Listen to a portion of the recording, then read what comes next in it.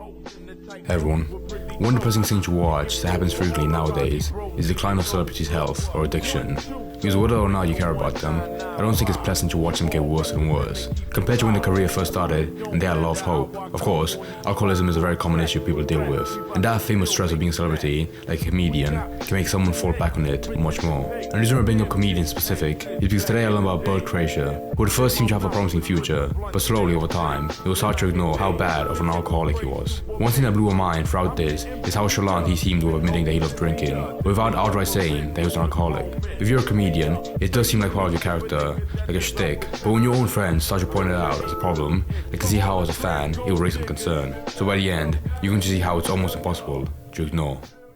Bert Kreischer is one of the biggest comedians alive today, but all the reasons why he is successful is what will likely drive him to an early grave. Bert's comedic persona is the overweight drunken jester with way too much confidence. Well, it's not much of a persona, that's who he really is. Bert's success has been highly scrutinized over the years. Many people say he lacks comedic talent, is a full-blown narcissist, and would be nothing if he wasn't friends with Joe Rogan. Others point out that he is a genuine, sweet family man who uplifts everyone around him, but both his haters and fans agree that Bert's current lifestyle is unsustainable, and he is in total denial of the obvious warning signs. I say it to my friends, I mean it to my friends, I say it to my wife, I mean it to my wife, and I mean it to alcohol. Like, I love alcohol, I love marijuana, I love cigars. Right. You don't like whiskey. Already he sounds like a 12-year-old. I love whiskey, I love weed, I love it, I don't want to quit it. Plain. Yes. To go disappear. I love whiskey. Bert Kreischer's career started by accident. So he already sounds like someone who gets so much hate for drinking too much, but he's full-blown into the character because he can't give it up. Drank until the sun came up, slept through the days, and never planned for the future. He was known at his college as a party animal. Journalist Eric Hedgegaard from Rolling Stone wanted to do an article on Florida State, which recently got ranked as the top party school in the USA. As Eric was trying to find sources for his story, 5 different people told him to link up with Bert. Eric spent 1 week shadowing Bert's life as a college student and realized the article was not going to be about the school. It was about Bert. Bert Kreischer, the undergraduate, released on April 17, 1997, and told his story of bar hopping, playing frisbee, failing classes, and not thinking about tomorrow. Just reading a few sentences. What a miserable article. Who would want to read an article about some not depressed, but some miserable college student that has no future? Or some other famous hole. Occasionally, he whipped out his sunglasses and slapped them over his eyes. The shades made him look sort of raffish, like a Skid Row Tom Cruise, but he wore them only so he Who wants to look like Tom Cruise? Hello to the people whose names he couldn't remember. Bert was essentially being celebrated as an unproductive, passionless degenerate, a persona he would maintain for his entire career. This article was a perfect excuse to try to get into the entertainment industry. Bert decides that stand-up comedy is the route he wanted to take, and a talent agent scouted him during one of his routines at Potbelly's on his college campus. They relocated him to the best kind of character to do in stand-up. It's just some like filthy kind of guy that has nothing going for him, which is why most stand-up comedians you see look like an average person. So if you looked handsome as shit, you probably wouldn't do as well to be a comedian. But the fact that he already looks fat as shit probably does help already in this career. Comedy Club regularly. From there, an agent for Overbrook Entertainment, Will Smith's production company, scouted Bert and wanted to sign him to a 6-figure development deal. Will loved Bert and took him under his wing. And then he was the greatest thing that ever happened in my life. He took me out to Hollywood. He introduced me to all the networks. He taught me how to sell a show. He was the greatest. I saw his dick. Unfortunately, Bert's Hollywood career would be lackluster. He was able to land small acting and hosting roles, and Hurt Bert was the name of a 4-episode series on FX featuring him performing dangerous stunts. The one thing he did stay consistent with is stand-up. Was it just kick-ass? Already he feels like an equivalent of like a Bam Margera, but somewhat better because I'm guessing in this current day he's nowhere near as bad, but still. In those clubs, hoping for a chance to impress an agent that would make them a movie star. After Bert released his 2009 comedy special, Comfortably Dumb, he secured his own reality show on the Travel Channel called Bert the Conqueror, which was again a show about him doing dangerous stunts. But despite this show being the biggest thing going for him, his comedy buddies Joe Rogan and Bill Burr sat down with Bert to tell him some harsh truths. They sat me down and told me, "Your Travel Channel show sucks. You're funnier than that. You need to do specials. You need to do podcasts." Burr remembers You have to do podcasts. You have to be on my Joe Rogan show. Figure out what the next move was, and Joe Rogan and I were just starting podcasting. Joe Rogan had a hunch that podcasting would be the next big thing for comedians to gain a fan base. They could break away from the old method of hoping for a corporate network to put you on a sitcom so you can sell tickets to your stand-up performances. And he was right. A phenomenon now dubbed the Joe Rogan effect, or the Brogan effect, is essentially that any comedian who is friends with or regularly featured on the Joe Rogan Experience would become wildly successful comedians / podcasters. Brennan Schaub, Brian Callen, Joey Diaz, Tom Segura, Ari Shaffir, Mark Normand are just a few of the many beneficiaries of the Brogan effect. Bert was a regular on Joe's podcast from He is somewhat right, but the only two people I know from that list that he just named, Brendan Schaub and Joey Diaz, I fucking hate them. They're so annoying. But if they're doing well enough from just like piggybacking off the Joe Rogan Experience, good for them. Beginning. And the JRE community treated him like their funny fat friend who has some of the most ridiculous stories. I had a dream one time that me and Elvis walked into his hotel room and there were 4 dudes butt f***ing, right? And What? No, your dad. No, he used to shit his pants in all his the time in 30s, his 30s. all the time. He used to, How long would you said the story began with you saying that he he shit shit his his pants recently? in a Banana Republic in Beverly Hills. Bert took Joe's advice and started his own podcast called Bertcast in 2013 and regularly had his comedian friends on as guests. The first 99 episodes were audio only, with the first video podcast he ever posted being episode 100 alongside Tom Segura. From here, he started taking his YouTube channel more seriously. Hey guys, it's Bert Kreischer. When was This this? is my YouTube page. I've never seen someone this early focus that much attention on YouTube, on their YouTube channel. Any random life adventures. He uploaded Oh, 8 years podcasts. ago. Yeah, I guess that's recent enough.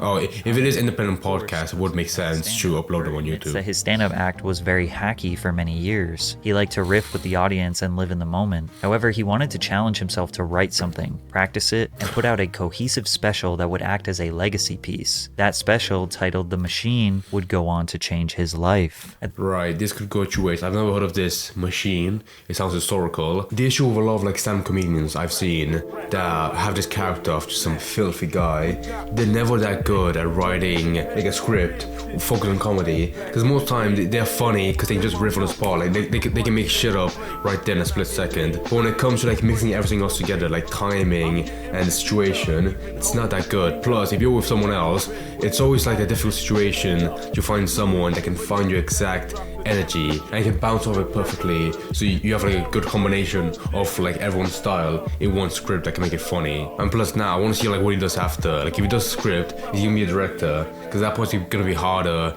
making the actors mass comedy as well, which is gonna be hard. Of 2016, Bert posted the Machine story that went extremely viral on Facebook, earning over 12 million views in one weekend. fuck me, I to was this wrong. day, it has 40 million views. The same video quickly gained 4 million views on YouTube and brought him over 100,000 subscribers. Something about an overweight dude with no shirt talking about being kidnapped by the Russian mafia was too good to not share with everyone you know. Bert's fame leveled up from the Machine. He began booking larger venues due to higher ticket sales, doing as many as 3 shows per night for months straight. At this point, he received nothing but praise from the internet and comedy world, but he made a critical mistake early on. It's really hard to do a solo podcast just coming up with a couple subjects and ranting for an hour. Yeah. When I started my podcast, I was like, maybe I'll do it solo. He goes, do it solo. You don't need guests. Yeah. I was like, and Bird I did said this? Yeah, Yeah. And I did a couple solo. I go, Bill, they're not good. And he goes, they're not gonna be. He was like, let them be bad for like a year, and then they'll get better, and then they'll get really good, and then you won't even think about it, and then If I find a new podcast, if the first 5 episodes aren't good, I'm not gonna go back. Plus, solo podcasts are just naturally cursed. You always fail. They never work good. You need someone else to contribute to your discussion. Insight into Bert's mentality. Instead of using his podcast as a tool to practice jokes and material to make his actual job as a comedian better, he decided he would rather just waste a couple hours chit-chatting with his buddies while the money flows in. But often, those conversations led to Bert being the butt of the joke, especially when he linked up with his best friend Tom Segura. Tom was exploding in fame due to his wildly successful Netflix special, Mostly Stories, which helped fans discover the Your Mom's House podcast. On one episode, Tom pulled up a picture of French actor Gerard Depardieu and jokingly said it looks like Bert. Then Tom's fan base started photoshopping Bert's face onto pictures of Gerard and spreading the hashtag Bert is fat. Because it was all their best fans making hilarious fucking jokes. One guy took the name Bernd Chrysler and made his own fucking profile for it. By the way, I saw him in Hartford. He's obese. Yeah. He's obese. Enormous. And he just sat in the front row the whole time going, Bert's fat, Bert's fat. Next day, his mom shows up. Hey, buddy, your mom's morbidly obese. And the first word she says to me is, why are you so fat, Bert? And I'm like, oh my God, this is getting out of fucking control. Someone even made There's a song. no way you can get pissed off at people calling you fat when your whole career was built off having a comedy special where you stood up on stage without a shirt, so your beer belly could just fucking flood out. There's no way you can complain about that. Dedicated to the meme.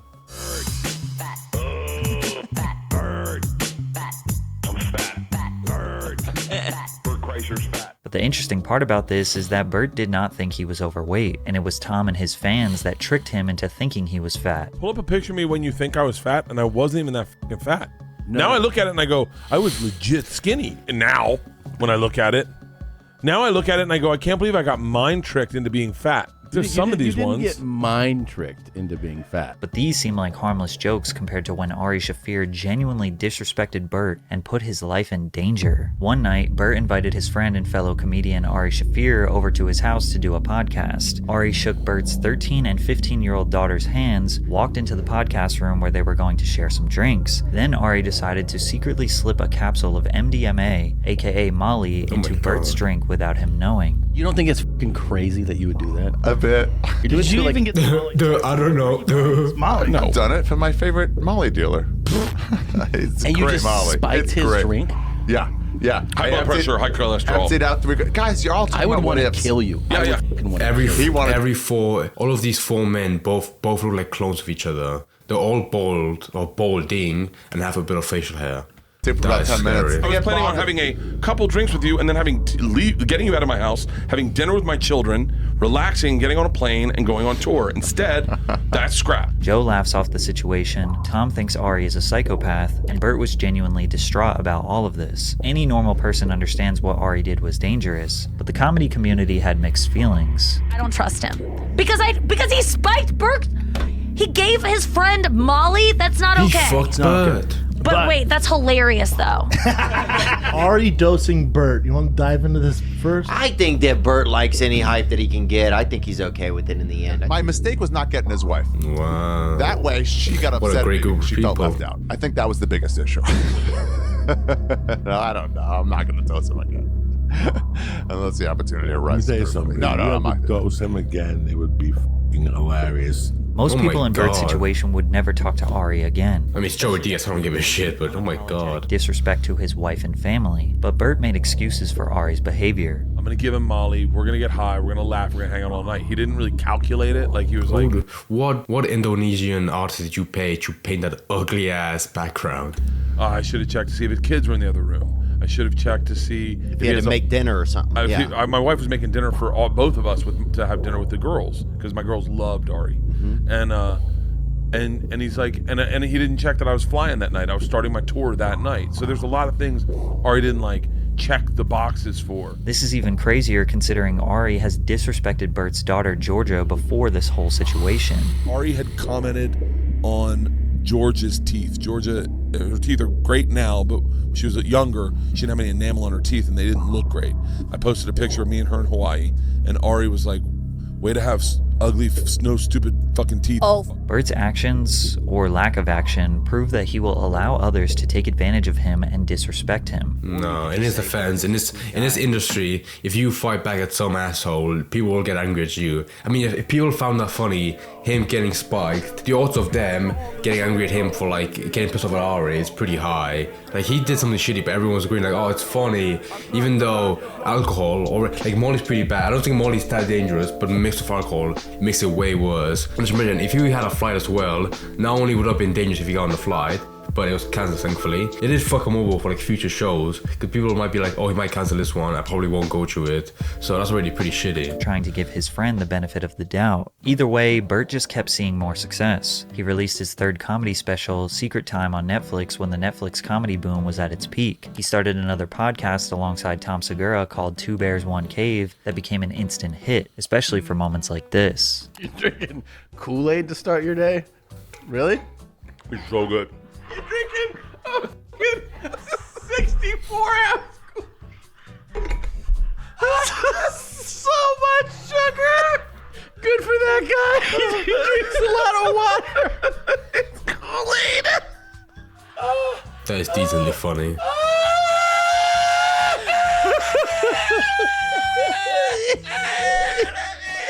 His laugh is almost identical to nails on a chalkboard. Bert's high-pitched hyena laugh is divisive amongst fans. Look at his Many have face, pointed holy out that his shit. laugh is not just annoying, but borderline torturous.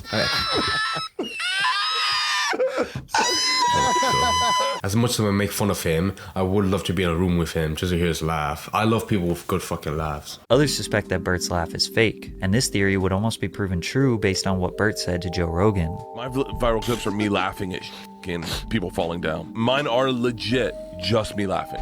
Just if I can laugh, it goes viral. If Bert understands that the only way he goes viral is because of him obnoxiously laughing, then it's safe to assume that he might do it up a little bit. I mean, it was definitely working in his favor. In 2019, he was selling out 1,000 to 2,000 capacity theaters twice per week. As 2020 rolled around, he started selling 3,000 to 5,000 tickets per show. But then the pandemic hit, which was one of the best and worst things to happen to Bert's career. No comedy clubs were open, all tours were canceled, but more people were spending time inside, which meant they had more time to consume long-form content. Bert and the entire comedy podcast community saw massive spikes in their viewership, and they were all working together to try and entertain this new audience. They set up these terrible Zoom comedy shows that were destined for failure, but one ended in disaster for Bert. Ladies and gentlemen, this next comedian is one of my comedic heroes. He is the reason I do stand-up. He is the reason I've been writing movies that have never been made, but I love his movies. I love everything about this guy.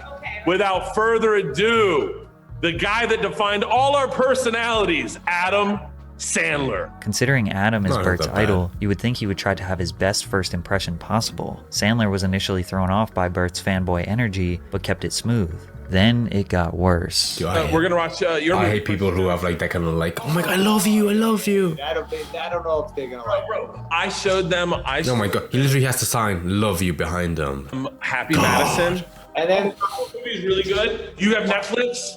yes. Check out Hey Big Boy, streaming right now. It's my new hour special. Oh, yeah? All right, I'll check it out. I'll check it out late tonight, buddy. While claiming to be a huge fan, Bert drunkenly mispronounced two of Adam's movies, Uncut Gems, as Precious Gems, and combined Happy Gilmore and Billy Madison to No, Happy come Madison. Then he shamelessly promoted his comedy special. It was pretty clear Sandler started getting fed up with him.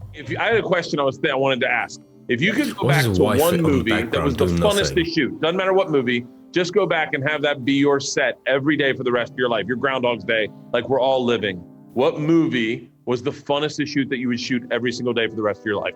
Go I ahead. have no answer for that. I got no idea. I never thought about that. And I never will. And I hated that question. What else? The crazy part is, Bert my thought he God. impressed Adam. And Theo, I thought it went well. I was like, nailed it. That's Left- alcoholism. Left man. Whitney's going, ka-ching, you need the closer, bring in the closer.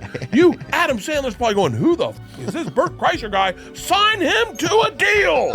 Covert, get Kreischer on the line. This guy's hot. We need him. Since Bert claims to love Sandler so much, he probably just assumed Adam would respect and love him back since they were on the same Zoom comedy show. But while trying to get Sandler's approval, he just embarrassed himself badly. Bert's inability to read the room or understand that he can't always be the main character would be a reoccurring issue in the future. He became the laughingstock of the comedy community, but it did not slow him down for 1 second. He put together the Hot Summer Nights comedy tour, which allowed fans to see him live just like they would a drive-in movie, with the show projected on a massive film screen and the audio playing through their car stereos. These performances Oh, that's cute. I like the that. comedian can't really I'd prefer that over like watching for like a Zoom call. format to save themselves from going bankrupt during the pandemic. He also secured another Netflix original, this time a reality TV show called The Cabin with Bert Kreischer. The show's premise is that Bert's life is moving 1,000 miles per hour and he needs isolation for healing and detoxing. He invites celebrity guests to a cabin in the woods to partake in various self-improvement activities that none of them really take seriously. There were plenty of hilarious moments, but every episode features a serious segment where Bert talks about his problems to his guests. This show could be perceived as Bert giving more visibility to various comedians. Others just look at it as a way way for Bert to be the center of attention, projecting his problems onto other important people. The 2021/2022 Birdie Boy Tour was ranked number 4 in the top 10 highest grossing tours of the year, achieving a gross revenue of $23,581,000, selling 369,000 tickets over the course of 148 shows. On top of this, If I sold that many tickets, I would see myself as the main character. Podcast Weekly, uploading his own Bertcast Weekly, as well as featuring on any other comedian's pod who would have him. He turned his iconic Machine story into a full-blown feature film. It was a critical failure, but his fans I loved fucking it. called it. When he first brought the Machine, I was like, oh, I was wrong. I'm guessing it wasn't a movie. But now it circled back to actually being a movie and then sucking.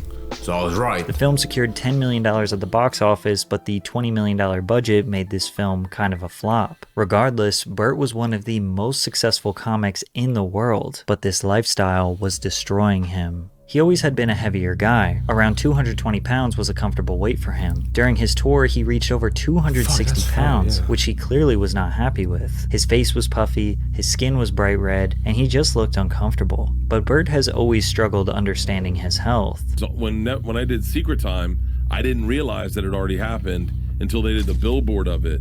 And they did the billboard, and I go, that's not my stomach. My stomach's tight. And it was complete. Bert then goes on to say that he thought producers photoshopped a different man's stomach onto his body. They didn't. He is also steadfast in convincing everyone he is actually in great shape. And this is like when you go like, I have legit the best shoulders. I do. Hold on, I do. I have legit great shoulders.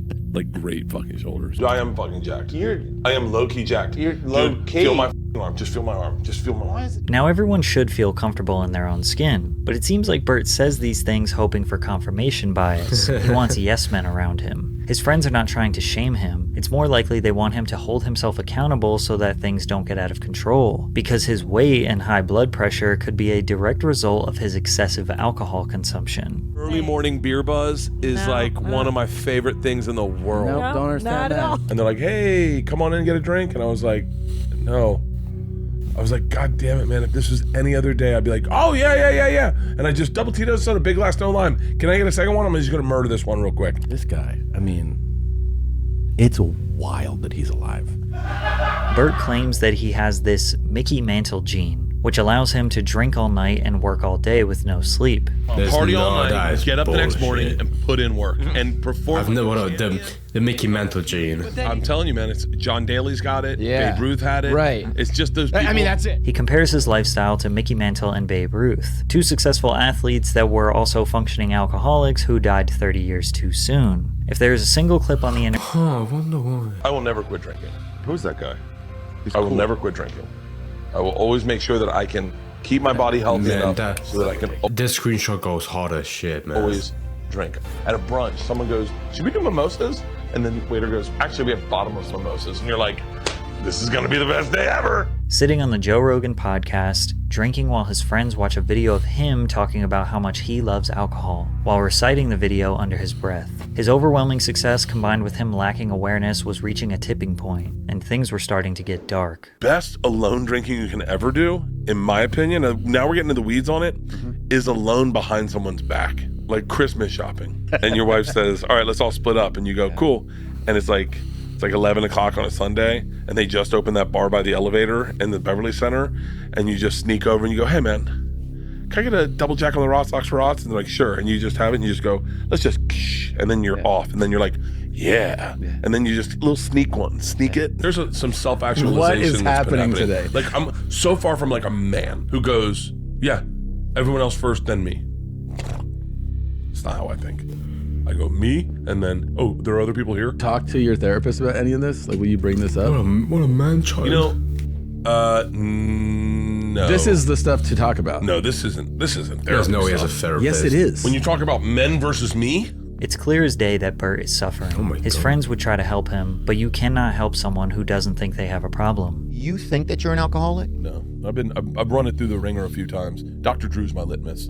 Oh, yeah. And I've talked to him about it. He's like, you're not an alcoholic. You just drink too much. He's like, alcoholism's different. Being powerless to alcohol is different than drinking a lot. Yeah. And I think same with a guy like Ron White. I think he was a big drinker. I don't think he was an alcoholic because he just quit. One doctor told Bert he's not an alcoholic, and he uses that as his justification. He says he can quit drinking whenever he wants. He says he's not powerless To be fair, one doctor is the equivalent of 100 friends and family telling you you're alcoholic. Wants to be just healthy enough so that he can keep drinking. And to all of our surprises, he actually did quit.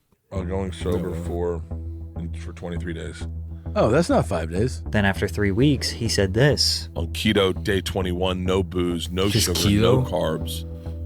And I feel fantastic. Or the fact that I have no booze to cloud it, but I feel phenomenal. If you're thinking. More energy. I've been clearly, joking not and feeling hungry, wow. sleeping better. He says his blood pressure dropped to the point where he didn't have to take his medication anymore. Bert was shocked at how good his life could be. I'm down 2 minutes. Can he fuck it up in 2 minutes? 40 pounds. I haven't had alcohol or sugar in 83 days. I've been primarily carnivore. That all ends today. Bert's celebration for his sobriety was by getting absolutely hammered on the Fully Loaded Cruise, which was a multi-day long private cruise/comedy show that he spent 1 year planning. Oh, put this man on land. Sober was to prove to himself that he wasn't dependent on it. Now today he is going on podcast after podcast talking about how transformed he is. You don't realize how deep you are in like obesity and drinking and keeping how deep you are in the hole, right? Until you get your head a little bit out of it, and then you start feeling better, and like little things are feeling a lot better for me. I'm not an alcoholic. People have asked me that so often, and I go no, and they're like, really? I think that you've told me directly that you think you have a problem. No, I have a problem with everything, with food, with sex. Like I have a problem with everything. That's just my personality. There's two types of people. There's addicts and there's partiers. Partiers stop when the party's over. Partiers die at 43. Stop. That's true. And I was like, oh yeah, I stop when the party's over. I love that every few months Bert gets healthier and it's a big thing and then it's right back off the rails. This is a sad reality for many people watching. You likely have a friend or loved one who is struggling with some sort of addiction. You can see it, but they can't, or they ignore it. You just want the best for them, but if they don't want it for themselves, then there really isn't anything you can do. You can't force them or shame them. None of it will work. And if they continue to spiral, you'll still feel guilty. You'll think that you could have done more to help. Bert brags about his Mickey Mantle gene, but Mickey Mantle died at age 63. That would mean Bert has roughly 10 years left to live. Can he make those 10 years count? But you know, honestly, as long as his comedy isn't doing that bad and he's being like rich and successful, he probably is gonna stay an alcoholic. It takes something really big to change them and get like stay sober. I mean, he stays sober for 23 days. Most people who can last that long can carry on for years and probably for the rest of their life. But I think it was that cruise trip that fucked them over badly. I think that's an issue with most people that stay on this kind of like regiment where they don't drink or they're on a diet, but they treat themselves as one huge day that basically undoes all the other days they worked hard for. Like when that picture of him on the ship faded in and I saw that champagne bottle, I was like, oh fuck, it's over. And I'm surprised he hasn't like tried to stay sober again. Because most people who plan like one huge day to party or go drinking, they really enforce the day after or to make sure not to carry on the habit. But I'm guessing, yeah, he just didn't give a shit and went back to drinking. I think the one part that's annoying is the fact like how proud he acts about like drinking again. Because he didn't look that happy when he said, he looked kind of proud when he said he was 23 days sober, but then the one after he looked kind of like fun, like, yeah, I'm going back to drinking, which I feel like as a fan, it would be kind of heartbreaking. But to be a friend or family, it's even worse, because you know it's only going to lead to an early death. The one thing I don't understand is his prowess of having this gene that doesn't fuck him over. No other person would believe in that, an alcoholic, and of course he's gonna die an early death. But the only time he's aware that this gene he believes in is bullshit is probably like the last few weeks of his life where he knows he's gonna die, which can be pretty heartbreaking. But at the same time, how old is he, like 58? If he's at 10 years to until he's 60 where he's probably gonna die, he's probably either like around 40 or 50, and by that point, if you keep on drinking every day since you were in college, you do kind of deserve it on that side as well. But I feel like if I was a fan, I would be way more depressed seeing him drink every goddamn day and going on podcasts to talk about it. That would be pretty sad.